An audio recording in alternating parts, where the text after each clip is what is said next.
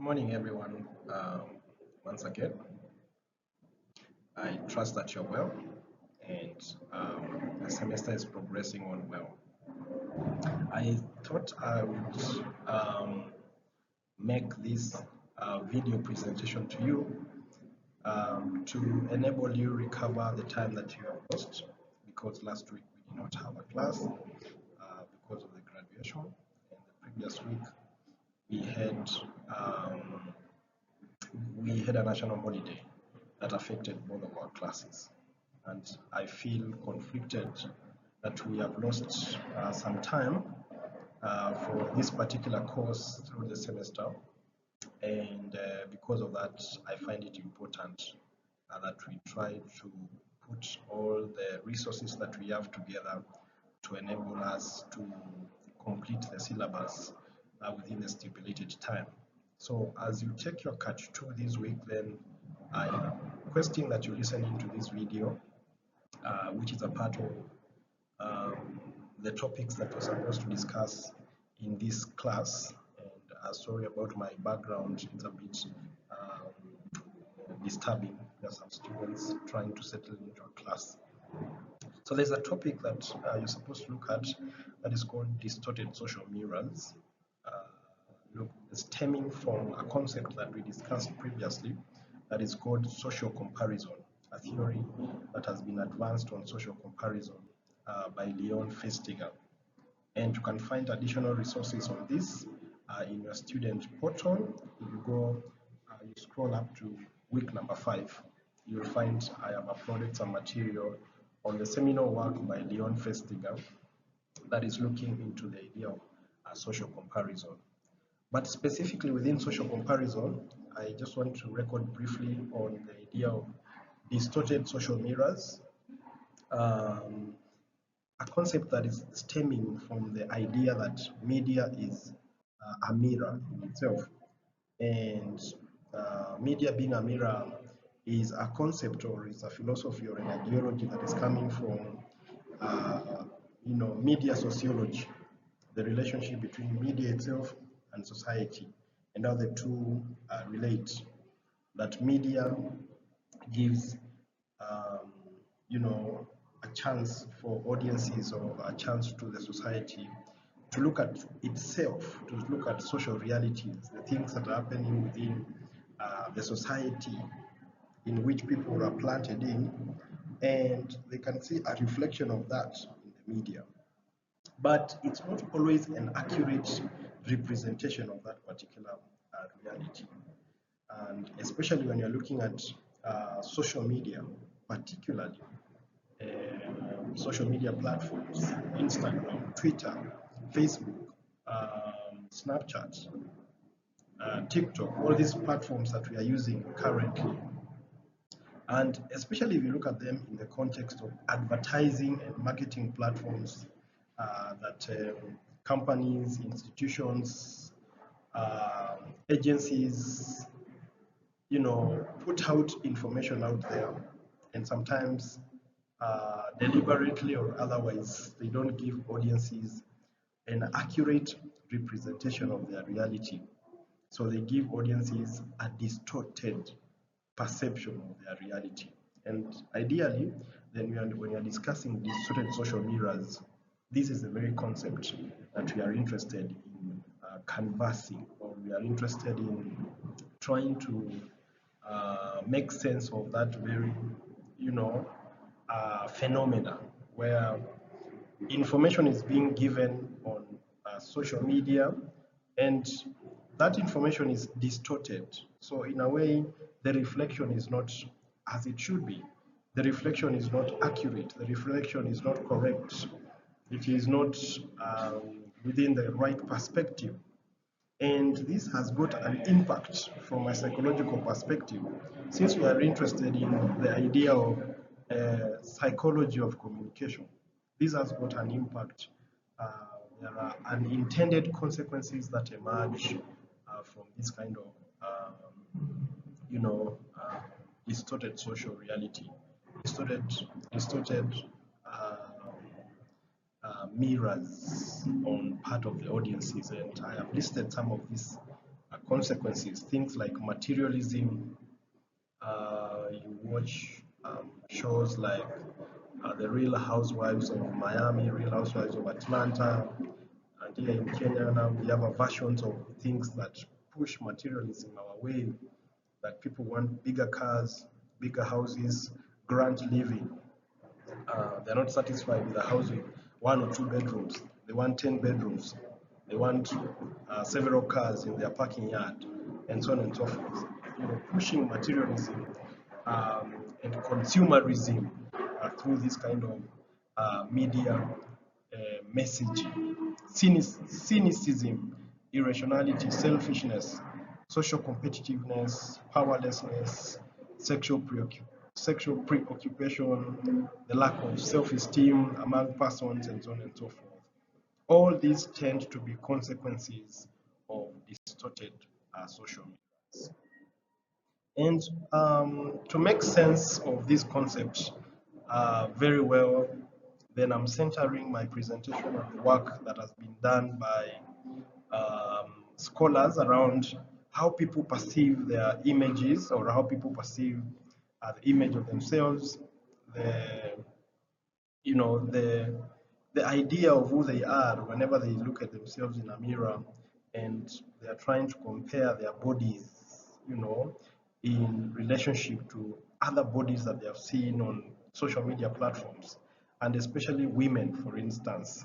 A lot of studies show that the concept of distorted views of our body images tends to affect the female gender more than the male gender, even though all persons are affected by this concept. So firstly, we reinforce, or we don't just reinforce it, we lay the foundation for understanding what is perceived as a body image that is ideal. And one of the scholars that we are looking at is Cash, 2004, who states that the body image in itself is a complex structure represented through the attitudes, the thoughts, the feelings that one has towards their appearance and the shape of their body and their attractiveness. And some other scholars, such as Huang and his colleagues, contend that the acceptable body image in itself is a major topic for most people. So there is what we call an ideal body image, and when we start to reason about where this body image is coming from, then we notice that the media in itself plays a significant role in the process of creating and also popularizing a certain body perception, body size, body stature, and so on and so forth, as being the ideal standard of body. This influence of media sometimes is indirect and sometimes is direct. So when you think about the idea of creating beauty amongst audiences, the mass media influences audiences through presenting standards of beauty subconsciously. And this subconscious representation then do affect how people perceive what is beautiful and what is not. If you look at movies, for instance, look at movies such as The Beauty and the Beast, The Beauty and the Beast. The idea of what is beautiful and the idea of what is not beautiful within the movies like of this nature, cartoons, the idea of a Disney princess, they tend to create certain standards or certain frames through which people see what is beautiful and what is not beautiful. So there is that creation by the media itself, that what is beautiful and what is not beautiful can be seen from certain perspectives or through certain lenses. So if someone is overweight, if someone has a big tummy, if someone has, a certain shape and so on and so forth, the media itself gives you that, lens through which you look at what is beautiful and what is not beautiful. So the media itself has got a lot of influence. And whenever people don't fall within the standards of beauty that are created by the media, then they are exposed to body dissatisfaction. So you get to continue, or you get to experience body dissatisfaction. How you look at yourself, you feel dissatisfied with your shape, you feel dissatisfied with, you know, just how you are as a person. A lot of studies that have been done show that there is a lot of influence on that the media exacts on people's both genders, the things that people do so that they attain, perfect body shapes. It can lead to negative things like unhealthy eating behaviors, eating disorders, depression, excessive exercise, and especially for men that you want to fit, you want to look in a particular way that the media itself has created. So this is the, this is some of the central arguments that we make when we are looking at the idea of distorted social mirrors, because the media itself is creating a distorted perception and a distorted reality.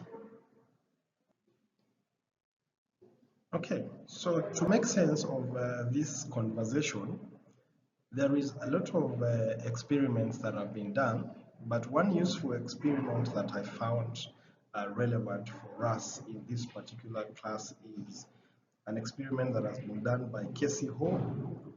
Casey Ho is a beauty and fitness enthusiast or a blogger on YouTube, and she became quite famous in the period before COVID and some years just around that dispensation. And she became very interested in understanding people's perception of their body images and body perception regarding stemming from the comments that she was getting on her YouTube channel, and how people perceived or how people viewed the ideas of fitness and ideas of beauty, especially when this was being constructed by social media platforms such as YouTube, where she had risen to become a star.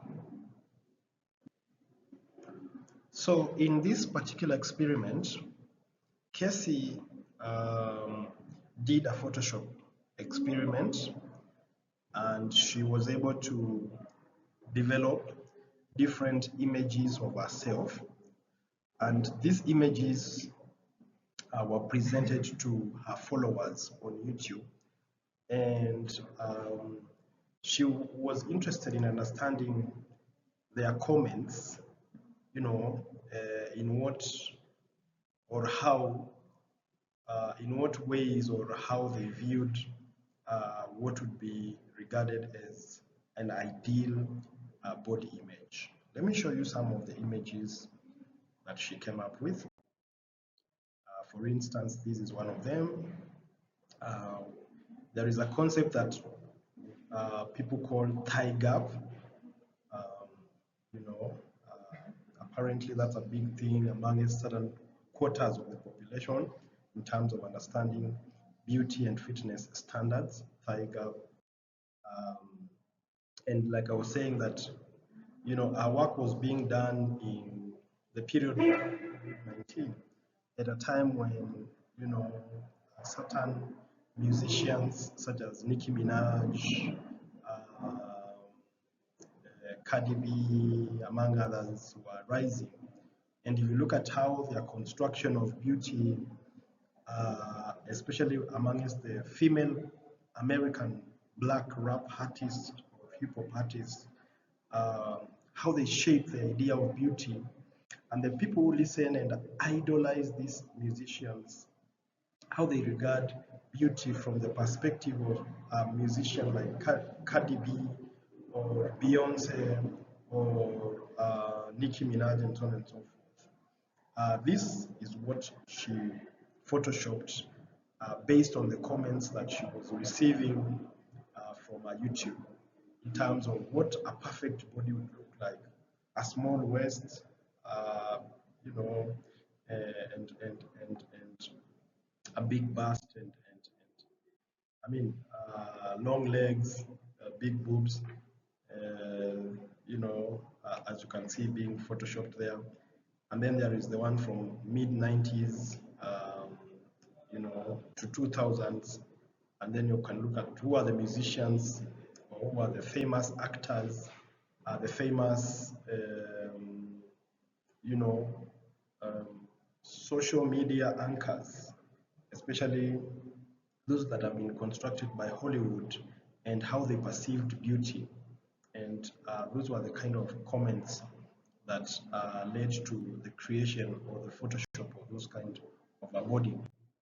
And then there is what we call the tall, dark, and handsome.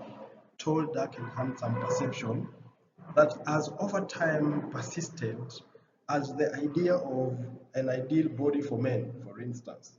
And you would see this construction of, is he tall, is he dark, is he handsome, and without a tummy and things like that, or a lady being slender, that construction are coming into play.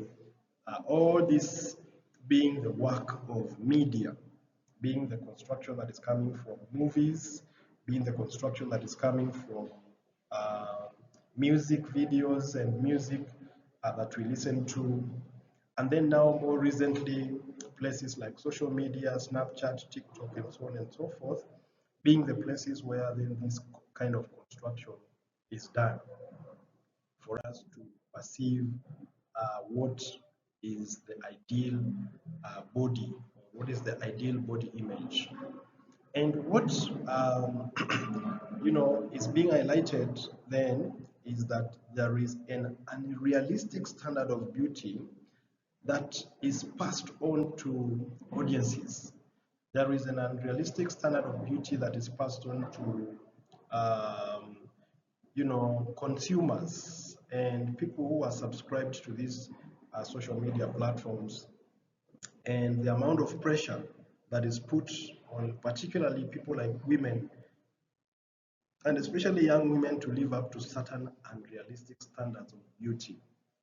So social network sites contribute this pressure regarding how women look at themselves and how they view themselves in relation to the things that they are seeing. And specifically, because this is a case study of Instagram, then Instagram becomes an interesting point of reflection within a context of a class of psychology of communication. If you look at a lot of studies that have been done in relation to this, Instagram brings the idea of body dissatisfaction, where you are exposed to the idea that thin beauty ideal standards being propagated not just in Instagram, but for a long time, this being the foundation through which Instagram creates these things, or as sort of the algorithms have tended to show, or have tended to enable people to see the idea of ideal body image as that is being created in this particular manner. And the consequences of this, when audiences face body dissatisfaction, when audiences are, when your audiences are experiencing body dissatisfaction as a result of the content that you're bringing them, then studies show that the consequences are not positive, because this leads to some things such as harmful eating behaviors. Probably you might want to go and research a bit around bulimia and anorexia, because people tend to internalize what can be seen as an ideal body image, and as a result of that internalization, then they want to achieve the body image such as the one they saw in a film, or such as one they saw in a music video, or one that they saw on Instagram, TikTok, Snapchat. So that brings us to the idea that Leon Festinger uh, brought about, that is called social comparison. The idea of comparing yourself with others, the idea of looking at your abilities, the idea of evaluating your opinions and comparing yourself with the opinion and the abilities of other people who are surrounding you. Yeah, so Leon Festinger came up with this kind of a theory where, from a social media perspective, but also from a social theory perspective, uh, looking at the idea that human beings tend to compare themselves with other human beings. And you will notice that it's a very common thing, it's a very frequent occurrence, that even when you're seated next to someone, you look at how they are dressed versus how you're dressed, or basically their general you know disposition physically and internally, and you tend to compare yourself with that other person. So Leon Festinger, coming from all the way from the at the turn of the 20th century, midstream the 20th century, he did advance this idea of social comparison theory, that people evaluate their opinion, people evaluate their abilities, and they do so by comparing themselves with the opinion and abilities of others, both internally and also externally. And I think that really builds very well into the foundation that social media platforms now have. Social media platforms have become mirrors of comparison. So for instance, by 2020, Instagram told us that 95 million photos were uploaded on the platform every single day. 95 million photos were being uploaded on that platform every single day. That's a very significant, that's a very big fraction of media in total, looking at the whole population of media platforms and the content that comes or is uploaded into these platforms. 95 million photos being uploaded on a single platform, it is no mean feat. And what this happens then, it provides users with opportunities to compare themselves with others. They start to compare themselves with other people um, in terms. With these photos being uploaded, such a huge amount of photos being uploaded on social media, then people compare themselves with others. Information gathered in social comparison theory then becomes crucial in evaluating a person's ability and limitations, also their self-body image, and this gives room for self-improvement or even self um, when someone looks at themselves in a demeaning way,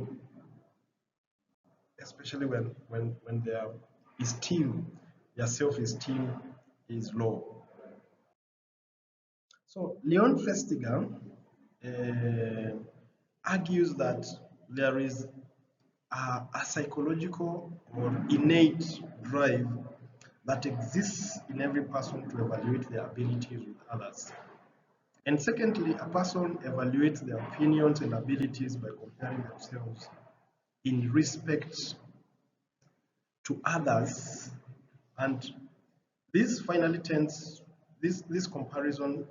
tends to either increase or decrease that person's perceptions of themselves in relation to the people that they are comparing themselves. So the comparison can have a close range of ability and opinions, depending on the context in which a person is finding themselves. And he comes up with two typologies. And one of the typology within this theory is what is called the upward comparison.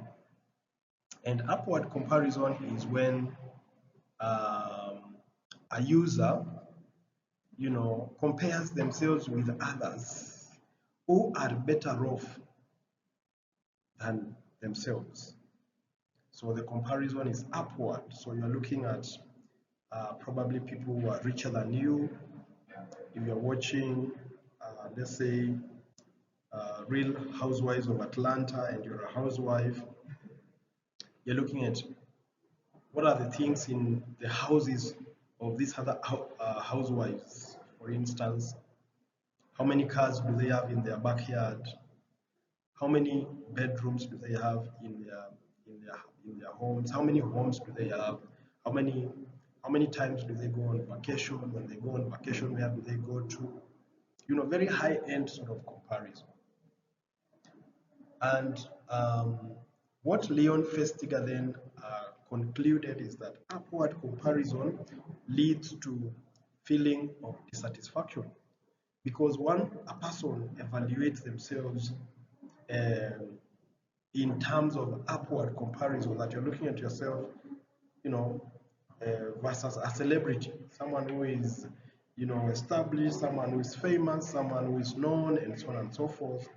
You're looking at yourself within that context, and you are self-evaluating yourself, then this leads to a negative consequence of who you are or how you look at yourself, and so on and so forth. That is what we call upward comparison. Then there is downward comparison within this context.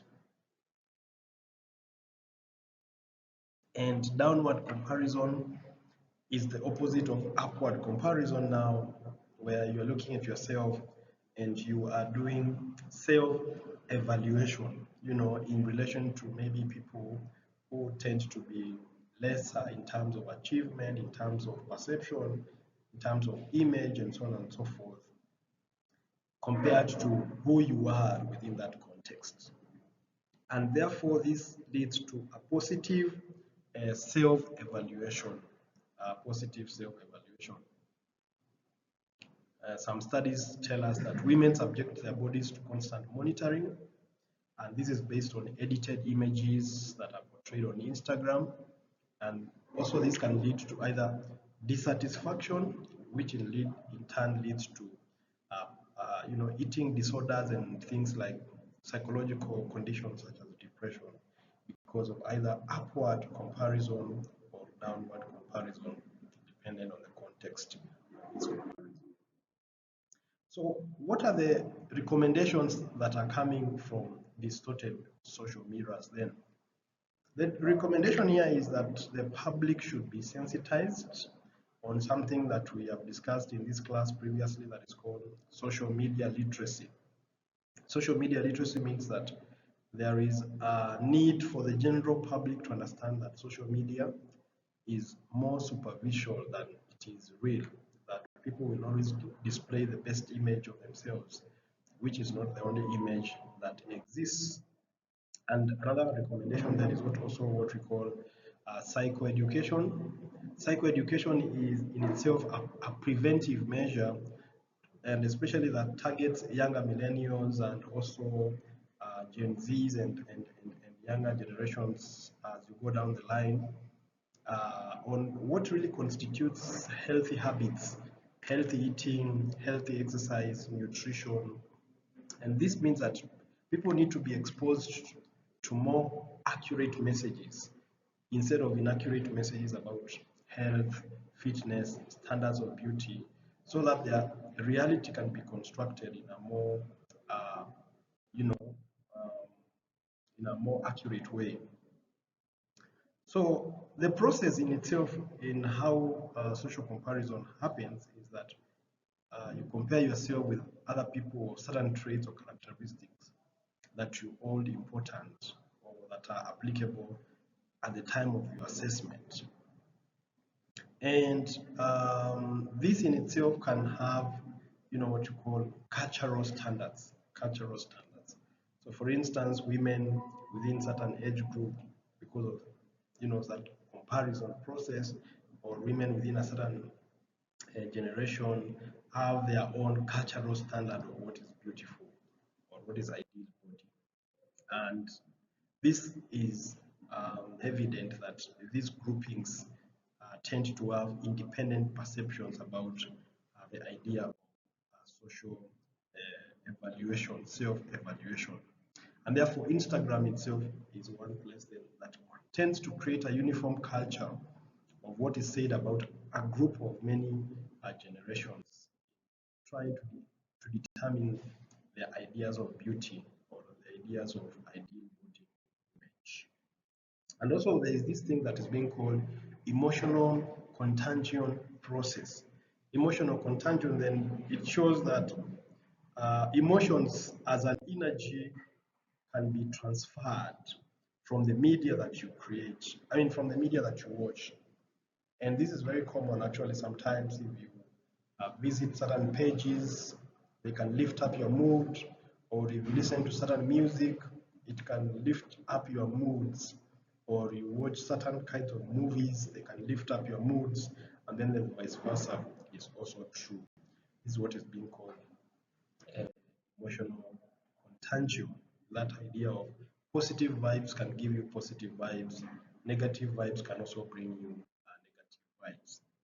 So one of the things that platforms such as Instagram um, are doing is now increasingly phasing out things like the like button, because they've noted that someone can upload a photo from a certain place, and another person can upload another photo from the same place, and one photo gets more likes than the other one, and that leads to feelings of dissatisfaction among the people that did not get many likes. So to reduce that idea, the psychology of likes, the psychology of comments, the psychology of engagement on social media has an impact on people's self-esteem, and the impact is negative. So to reduce that perception, increasingly then Instagram and many other platforms are doing away with that like button. And I think then, in conclusion, what we can say is that mass media has become a mirror to where people analyze themselves and how they see where they fit with what others are doing. And because of this, this inclination to compare has been found to be relevant to body image perception specifically, in a manner that the information age with the growing social networking sites become multiple places of comparison. New public spaces are created within the society. Advertising and marketing does not make it any better, because advertisers want to push certain products, marketers want to push certain products, and these products,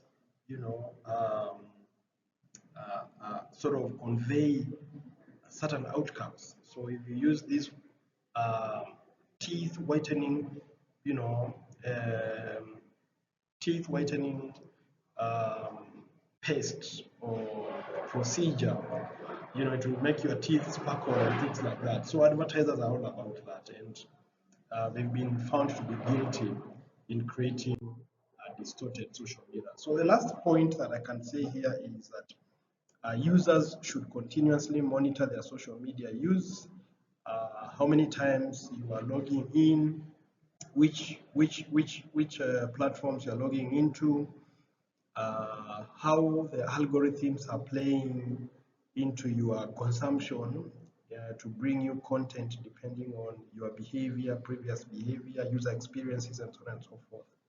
And you should monitor a lot how this is probably impacting your esteem and your comparison of others.